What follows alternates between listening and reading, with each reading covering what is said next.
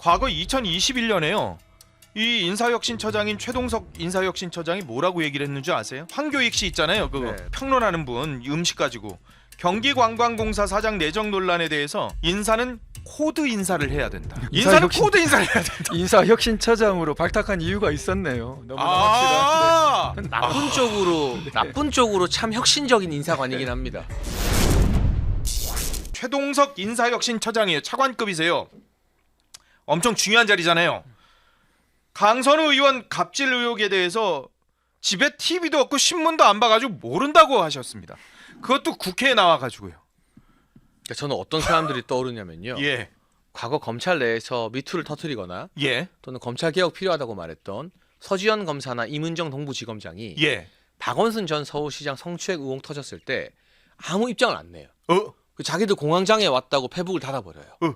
평상시에는 그렇게 여성 문제라든가 이런 성희롱 문제에 민감하게 하던 분들이 예, 비겁한 침묵이죠. 예. 이 최동석 신임 인사혁신처장 후보자 같은 경우도 인사와 관련해서는 갑질하는 사람 명백하게 신상 필벌하겠다. 예, 인사에서 불이익 주겠다는 말이 나와줘야 되거든요. 예, 예. 근데 그렇게 말하면 개딸들한테 찍히니까 정부 기조와 안 맞으니까 차마 그건 갑질 아니다 괜찮다라고는 말 못하니 예. 나는 모른다. 바보 전략을 쓰는 거예요. 아, 그런데 집에 TV도 없고 신문도 없어서 요즘 가장 뜨거운 뉴스도 모르는 사람한테 예. 이런 국가 대사를 맡겨서 되겠습니까? 아, 그러면 귀농하셔야죠. 뉴스 안 보고 TV도 안 보고 신문도 안 보고 아무 관심 없으면 예. 귀농해서 혼자 유유자적 살아가셔야죠. 근데 대한민국 국가 공무원들의 인사 시스템을 책임지는 자리에 가는 거잖아요. 맞아요. 그럼 뭐가 이슈고 뭐가 사회 문제인지를 누구보다 잘 알아야 되는 자리거든요. 예. 이런 식으로 바보 전략 쓴다고 되는 자리가 아니죠. 우와. 신처장은 공무원 인사 총괄이고 그리고 인사 문제에 있어서 어떻게 보면 이 정권의 이재명 정권의 인사 문제에 있어서 이 기준을 어떻게 보면 삼아야 되는 그걸 만들어야 되는 그런 것도 아니에요? 네, 그렇죠. 네.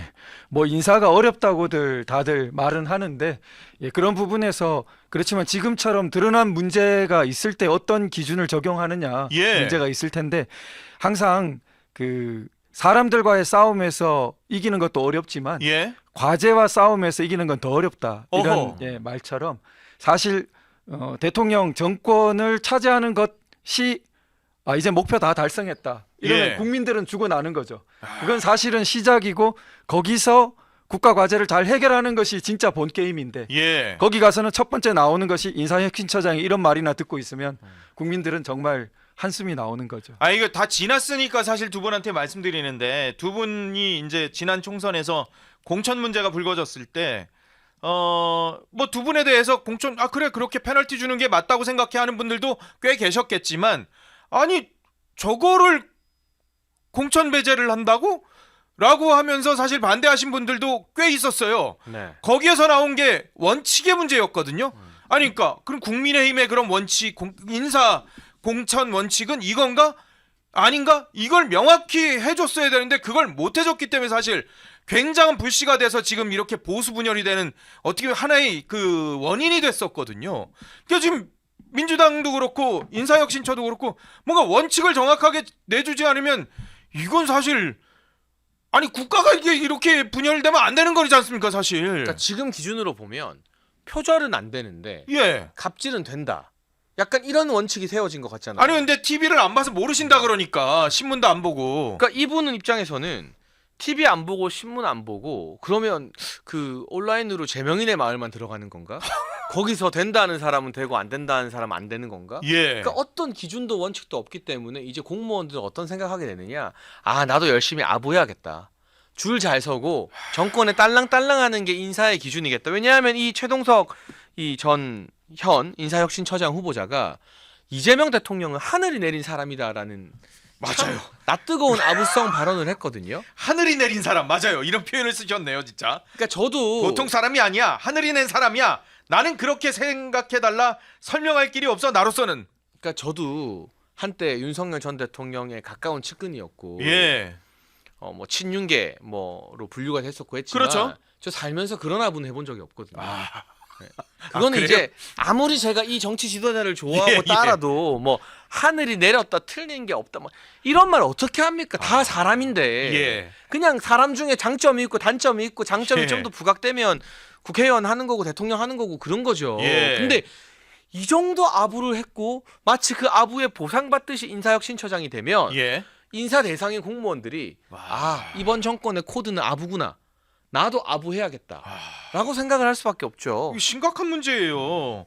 예, TV조선 단독 보도였습니다마는 최동석 인사혁신처장이 박원순 성추행에 대해서 이런 표현을 썼습니다. 한 언론 기고문에서 불륜 사건 여성을 꽃뱀이라고 비난을 하기도 했었고요.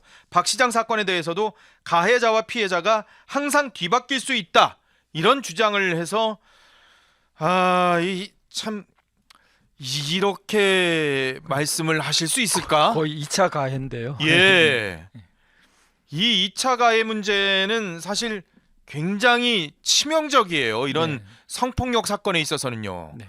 도 변호사님도 이런 관련한 얘기들 많이 들어보고 사건도 보셨을 거 아니겠습니까? 뭐 제가 그 종류의 사건은 뭐 저는 조금 덜 친연해서 예. 많이 다루진 않습니다만 그 법률 상담적으로는 많이 오시죠. 그러면은 제가 이제 아주 그 분야에 정통하신 경험이 많으시고 그런 분을 이렇게 좀 소개도 해드리고 연결도 해드리고 그렇습니다. 아니 장예찬 최고가 말씀하셨습니다만 이 정권의 인사 코드는 그럼 아부냐라고 반문을 하셨는데 과거 2021년에요. 이 인사혁신처장인 최동석 인사혁신처장이 뭐라고 얘기를 했는지 아세요? 황교익 씨 있잖아요. 그거 네. 그 평론하는 분 음식 가지고 경기관광공사 사장 내정 논란에 대해서 이런 표현을 썼습니다. 인사는 코드 인사를 해야 된다. 그리고 오광수 민정수석이 낙마를 하니까 이런 표현을 쓰셨다고 합니다. 도덕성 검증은 하면 안 된다. 그리고 7대 인사원칙 세웠었던 문재인 전 대통령하고 당시 장차관들을 향해서는 무능한 인간들이다. 그거 인사는 코드 인사를 해야 된다. 인사혁신처장으로 발탁한 이유가 있었네요. 너무나 확실한 그거를 뭐 딱 근거를 많이 제시해 주셨네요. 나쁜 쪽으로 참 혁신적인 인사관이긴 합니다. 네, 우리의 상식을 뛰어넘는. 노골적으로. 네. 깊은 뜻이 있으신 거군요. 이게 이분이 인사혁신처장이 내정된. 그러니까 이재명 대통령 입맛에 딱 맞는 것 같아요. 네. 도덕성 안 중요하다. 코드 인사해야 된다. 예. 이게 이재명 대통령의 인사 철학과 딱 부합하니까 도덕성이고 뭐고 나는 모르겠고 우리 편이면 아부 잘하면 코드가 맞으면 끌어올리겠다라는 이 철학을 공직사회에 구현하게 되면 우리 공직사회가 몇 년 동안 심각하게 병들고 골마갈 것 같습니다. 그리고 이런 식으로 박원순 전 시장 성추행 피해자를 공격하는 사람이 인사혁신처장이 되면 앞으로 공무원 조직에서 성희롱이나 성추행 당하는 여성 직원들이 이걸 고발하기가 힘들어져요. 그렇죠. 왜 인사혁신처장이 가해자 피해자 바뀔 수 있다는데 그러면 어느 여성들이 공직사회에서 불이익 받을까봐 두려워서 내가 피해자예요라고 말을 하겠습니까? 맞아요. 이건 뭐 사실 미투를 할 수가 없는 거 아니겠습니까? 그러니까 이런 상황이면은 여러모로 다른 자리라면 몰라도 인사혁신처장에는 절대로 올라가면 안 될 사람인 것 같습니다. 그래도 뭐 이미 임명이 되시고 뭐 활동을 하시고 계신 건데 그래도 이분이 이런 얘기는 했어요.